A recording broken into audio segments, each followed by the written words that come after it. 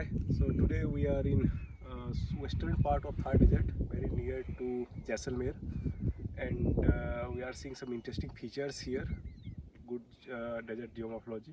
And here today we are having Professor Shivantooth, dryland geomorphologist, and he will explain us what we are seeing and what does that mean in broader and short-term context.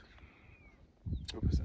Thank you. So, first thing, we're standing on top of a mound of sand, which, if Jayesh pans around, you'll see slopes away to our sort of west and to the east. It's a big mound of sand, composed predominantly of very fine grains of sand, very dry, and it rises from the southwest in the direction of the prevailing winds. This is a dune, Aeolian dune, wind-blown dune, and because it extends in a longitudinal direction, in the direction of the prevailing winds, away from the prevailing winds I should say, it's called a linear dune.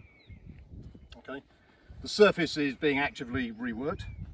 There are small scale ripples on its surface, but there's a reasonable vegetation cover, maybe 30-40% vegetation cover, and you can see how the roots of some of these plants help to stabilise patches of the sand. So it's partially active, but not fully active at present. Professor, can you explain why these plants are in patches and not a continuous blanket type of thing? Yeah, I'm not an ecologist, so this may be a little bit simplified, but I think in general terms, a lot of desert plants grow in clumps or patches. It must be a way to make use of scarce resources. The sand is not going to be particularly full of nutrients, and of course it's very, very dry. So I think growing in clumps is a way to, best make use of the scarce resources that there are. And of course, as the plants grow and the roots stabilise the soil, that provides a nursery for smaller plants as well.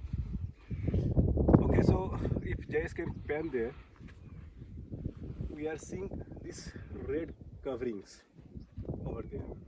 So what that could be?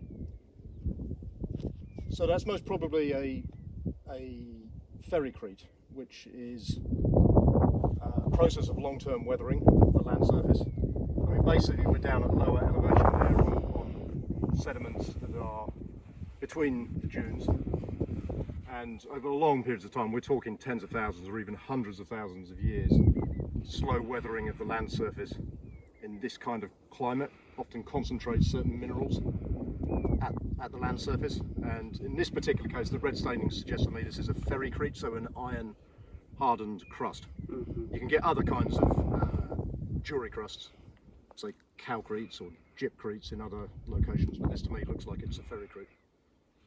Thank you. In this side, Jayesh can show us, we have a very large lake, quite extensive, and we have been to the shore of this lake, and we saw that there are some salt crusts over there. So very likely this lake is saline, and the orientation of this lake is like north, very linear. And I have a map here. If Jayesh can come here and point on this. So we are somewhere here on the blue dot, and the lake orientation is totally linear and it's parallel to the dune. So Professor, could it be because there is a dune in this direction and there could be a dune on that direction and it is inter-dune lake or something like that? That would be my hunch, standing here. I mean, we haven't driven around or looked fully, but based on the image that we've seen there and based on my observations, that certainly we're standing on a dune here.